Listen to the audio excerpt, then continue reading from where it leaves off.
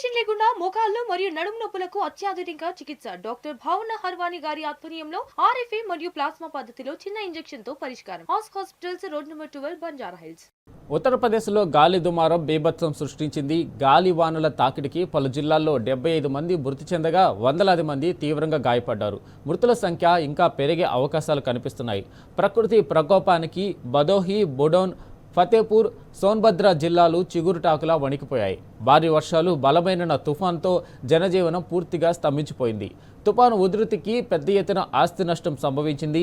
నివాస గృహాలు ధ్వంసమయ్యాయి. విద్యుత్ స్తంభాలు, చెట్లు కూలిపోయాయి. చెట్లు, కరెంటు పోల్స్ రహదారులపై పడడంతో రాకపోకలకు తీవ్ర అంతరాయం ఏర్పడింది. అనేక ప్రాంతాల్లో విద్యుత్ సరఫరా పూర్తిగా నిలిచిపోయింది.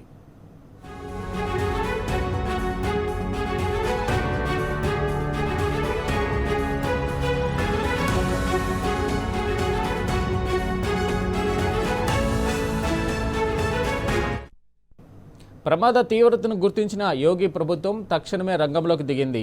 ఎన్డీఆర్ఎఫ్, ఎస్డీఆర్ఎఫ్ బృందాలు ప్రభావిత ప్రాంతాల్లో సహాయక చర్యలను ముమ్మరం చేశాయి.